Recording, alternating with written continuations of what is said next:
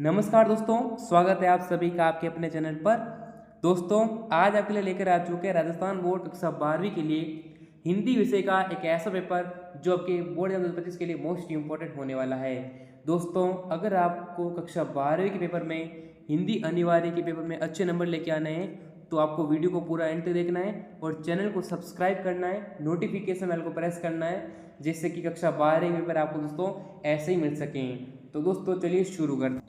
तो दोस्तों, आपके एग्ज़ाम का पेपर इस प्रकार से आने वाला है। यहाँ पर आपके लिए सामान्य निर्देश दे रखे हैं, जनरल इंस्ट्रक्शंस दे रखे हैं जिन्हें आप पढ़ सकते हैं। यहाँ पर आता है खंड अ सेक्शन ए, जिसमें आपको एमसीक्यू प्रश्न पूछे गए हैं, मल्टीपल चॉइस क्वेश्चंस पूछे गए हैं।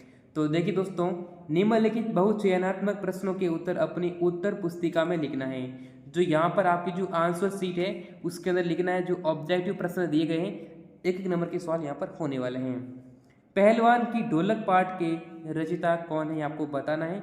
सुमित्रा नंदन पंत, महादेवी वर्मा, फणीश्वर नाथ रेणु, सुप्रदा कुमारी चौहान। कौन सा आंसर होने वाला है आपको कमेंट करके बताना है। इसका सोल्यूशन आपको टेलीग्राम चैनल पर मिल जाएगा, जिसका लिंक मिल जाएगा डिस्क्रिप्शन में, वहाँ से भी आप डाउनलोड कर सकते हो। ठीक है दोस्तों, नेक्स्ट देखिएगा, समाज परंपरागत तरीकों से किस कारण से परिवर्तित हो रहा है। ऐसे विषम प्रतिद्वंदियों की स्थिति कल्पना में दुर्लभ है। पंक्तियों में रेखांकित शब्द का अर्थ क्या है, ये आपको बताना है। छोटा मेरा खेत कविता में किसकी कटाई की बात की कह रही है, आपको बताना है। सैसु का सुकुमार शरीर किस में भी हंसता रहता है। ठीक है, कवितावली में प्रयुक्त कौन सा छंद है, आपको बताना है। जूझ नामक आत्मकथात्मक उपन्यास में लेखक को पहली बार आनंदा कहकर जिसने पुकारा दोस्तों, उनका नाम क्या है, ये आपको बताना है। सिल्वर वेडिंग कहानी में मेनन कौन है, ये यहाँ पर आपको बताना है। संविधान सभा द्वारा हिंदी को राजभाषा स्वीकार करने की तिथि वर्ष कौन है। हिंदी को दोस्तों राजभाषा कब स्वीकार किया गया, ये आपको यहाँ पर बताना है। नेक्स्ट क्वेश्चन देखिएगा, महादेवी वर्मा द्वारा पाले गए कुत्ते का नाम क्या था। ठीक है, समाचार के कितने दोस्तों समाचार के प्रकार कितने होते हैं, आपको बता देना है। मीडिया की भाषा में किसी खबर को क्या कहा जाता है, तो ये भी इसका उत्तर देना है। क एक क्या है दोस्तों, ठीक है, ग्रहित व्यंजन, ग्रहित सर्वनाम, ग्रहित स्वर, ग्रहित विशेषण, आपको बताना है। जूझ पाठ के लेखक को शिक्षा से पुनः जोड़ने में किसका योगदान था। सिंधु घाटी सभ्यता मूलतः दोस्तों क्या है।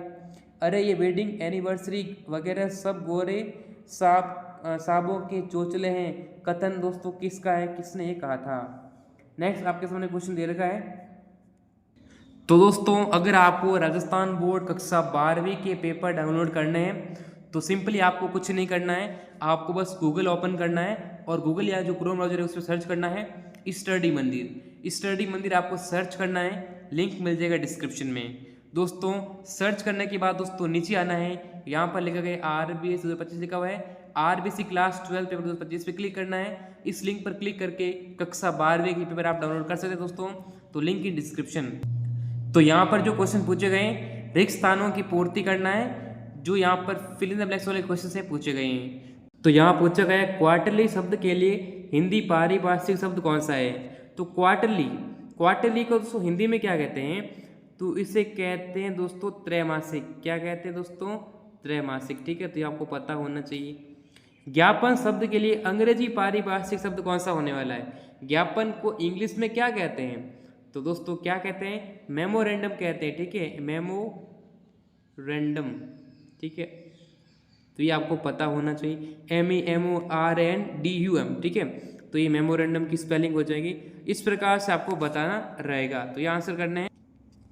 अभिधा लक्षणा अपने अर्थ का बोध कराकर जब अलग हो जाती है तब जिस शब्द शक्ति द्वारा अर्थ प्रकट होता है उसे कौन सी शब्द शक्ति कहते हैं। तो शब्द शक्ति वाले क्वेश्चन पूछे गए हैं। मौन सदा चौंकाना रहता है, वाक्य में शब्द शक्ति कौन सी हो जाएगी। यदि किसी कथन का श्रोता द्वारा जानबूझकर भिन्न अर्थ ग्रहण किया जाए तो वह कौन सा अलंकार होता है। ठीक है, कानन कठिन भयंकर भारी घोर गाम हिम बारी ब्यारी, तो इसमें कौन सा अलंकार है। तो आपके अलंकार से 2 क्वेश्चन होने वाले हैं। 2 क्वेश्चन आपके होने वाले हैं शब्द शक्ति से और 2 क्वेश्चन आपके होने वाले हिंदी और अंग्रेजी पारिभाषिक वर्ड शब्द। ठीक है, तो ये वर्ड्स आपको बताने रहेंगे। तो सारे 1-1 नंबर के प्रश्न हैं। फिर दोस्तों दे रखा है निम्नलिखित अपठित गद्यांश को पढ़कर आपको इसके आंसर करने हैं। ये गद्यांश आपके सामने दे रखा है। विश्व के प्राय सभी धर्मों में अहिंसा के महत्व पर बहुत प्रकाश डाला गया है। भारत के सनातन हिंदू धर्म और जैन धर्म के सभी ग्रंथों में अहिंसा की विशेष प्रशंसा की गई है।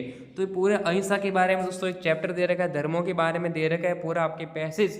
अब आपको इस पैसेज से इसके आंसर करने हैं। यहाँ पर गद्यांश का आपको उचित शीर्षक भी आपको बताना है। तो इस प्रकार से क्वेश्चंस होने वाले हैं। फिर दोस्तों यहाँ पर दे रखा है आपको अपठित पद्यांश, तो पद्यांश है दोस्तों उसको आंसर करना है। हे ग्राम देवता नमस्कार, सोने चांदी से नहीं किंतु तुमने मिट्टी से किया प्यार।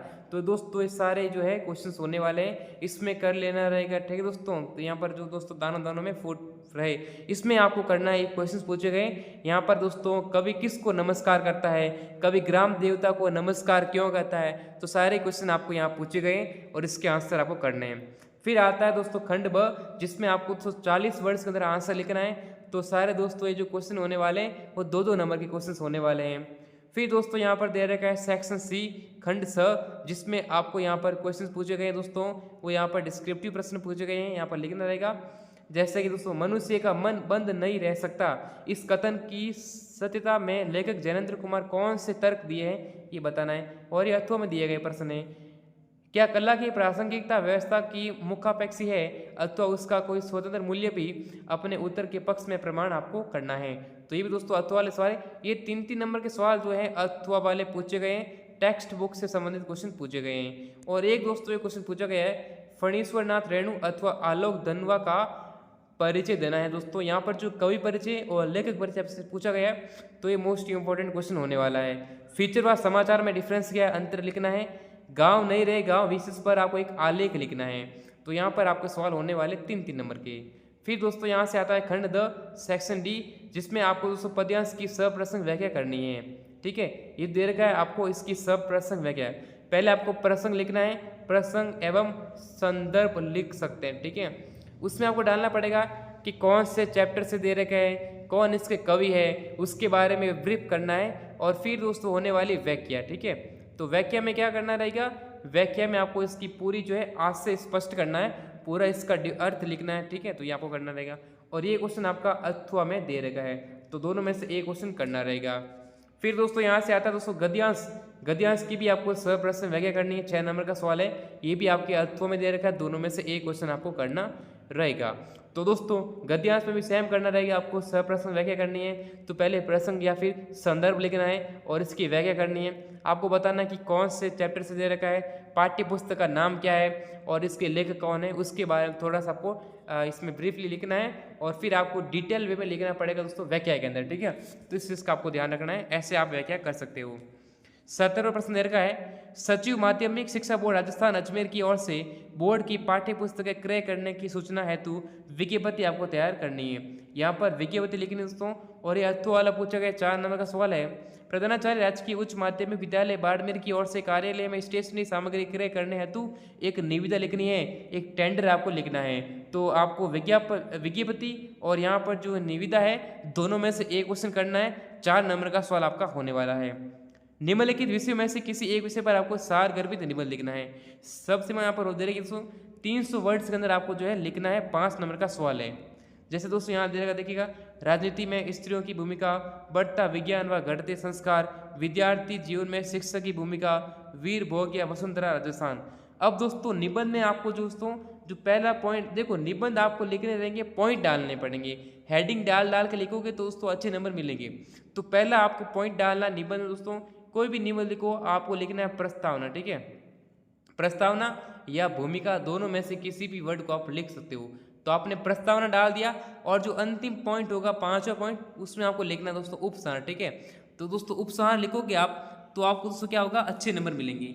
और जो बीच के 2, 3, 4 पॉइंट है वो आप अपने टॉपिक से संबंधित डाल सकते हैं। जैसे मान लो आपको अनुशासन का दिया तो उसके डाल दो, अनुशासन का महत्व क्या है, ठीक है। जैसे यहाँ पर जो दे रखा है राजनीति में स्त्रियों की भूमिका, तो इसमें स्त्रियों की क्या क्या भूमिका है, तो आप 2-3 पॉइंट मन से बना सकते हो और उसके बारे में ब्रीफली लिख सकते हो।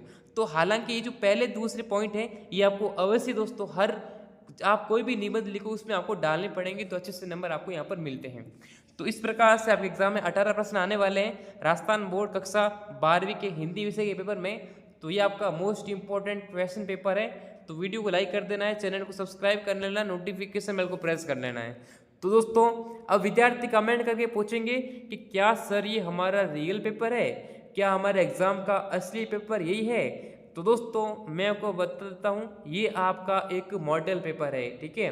ये आपका एक सैंपल पेपर है, एक अभ्यास के लिए प्रश्न पत्र दिया गया है, तो आपका एक मॉडल पेपर है। अब दोस्तों इनमें से कुछ प्रश्न एग्जाम में आ सकते हैं, लेकिन इसकी कोई गारंटी नहीं है। हालांकि इसकी कोई गारंटी नहीं है कि पूरा पेपर सेम टू सेम आए, तो कुछ क्वेश्चंस इंपॉर्टेंट है, एग्जाम में आ सकते हैं। तो दोस्तों वीडियो को लाइक करना है, चैनल को सब्सक्राइब कर लेना है और नोटिफिकेशन बेल को प्रेस करना है, जिससे कि राजस्थान बोर्ड 12वीं के पेपर आपको सबसे पहले मिल सकें। दोस्तों टेलीग्राम चैनल और व्हाट्सएप ग्रुप को ज्वाइन कर लेना, लिंक दे रखा है डिस्क्रिप्शन में, तो वहाँ से आप पेपर को डाउनलोड कर सकते हो।